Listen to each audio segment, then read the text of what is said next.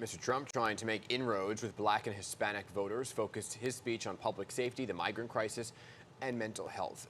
Joining this morning is Congressman Ritchie Torres with his reaction to what went down in his district yesterday. Congressman Torres, great to see you this morning. Thanks for being here.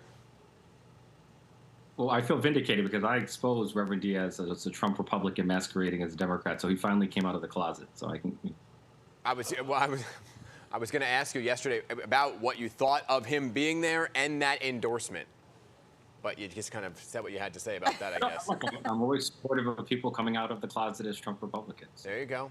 Speaking of, Mr. Trump, was settling in on the Bronx. He was really trying to lure Black and Latino votes. What do you make of the fact that he went to the Bronx to do that? Look, Donald Trump is a narcissist with delusions of grandeur, and he's the only Republican delusional enough to think that he can be remotely competitive in the Bronx. Keep in mind that Donald Trump once said that he was the best president for African Americans, even surpassing Abraham Lincoln. And so anyone who ranks himself above Abraham Lincoln is too delusional to be in the White House. If you examine objective polling data among likely voters in the Bronx, you will find that Donald Trump is less popular than even the Boston Red Sox.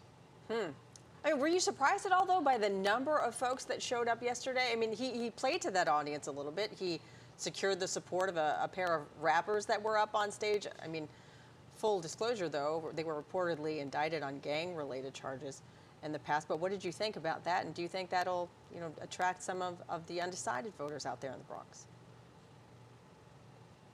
Look, it seems to me the rally was a mix of transplants and locals, but it was unrepresentative of the Bronx. And keep in mind that if Donald Trump had no criminal trial in New York City, he never would have been caught dead campaigning in the Bronx. He's a criminal suspect with more than 91 felony counts.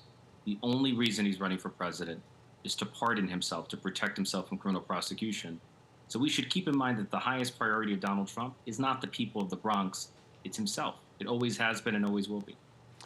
Congressman, I want to ask you, I did ask Congressman Alexandria Ocasio-Cortez yesterday about the fact that the former president did choose the Bronx, which hasn't been a stop for any nominee in a presidential race since like the 1940s. So do you think President Biden should come to the Bronx?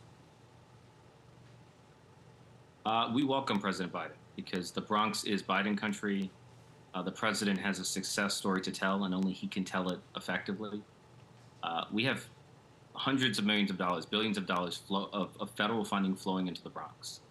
The president has invested more than $100 million to redevelop the Hudson Point Food Distribution Center, which is the largest of its kind.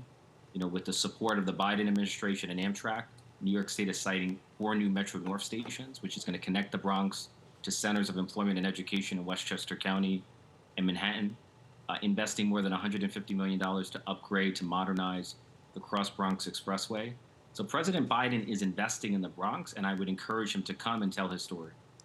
What about the ad he released, that ad coinciding with yesterday's rally, highlighting Donald Trump's record with the African-American community? Do you think that is an effective way to go after that former President Trump? Look, I'm all for exposing the racism of Donald Trump, but my sense is that the election is ultimately going to be determined by bread and butter issues. The central concern weighing heavily on most voters is the cost of living. And so if I were President Biden, I would come to the Bronx. I would point out that he's the first president in history to empower the federal government to negotiate more affordable drug prices on behalf of senior citizens on Medicare. I would point out that he capped the price of insulin at $35 a month, which is a lifesaver and a game changer for the people of the Bronx, which has the highest rates of diabetes in the city and one of the highest in the country.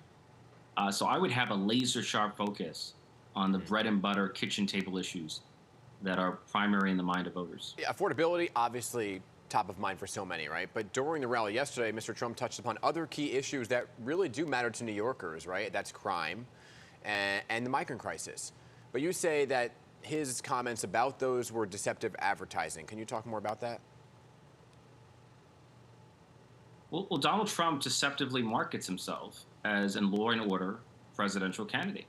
Donald Trump is not a defender of the police, he's a defunder of the police. He's in favor of defunding federal law enforcement, including ATF, which exists to keep guns off the streets and keep places like the Bronx safe from gun violence.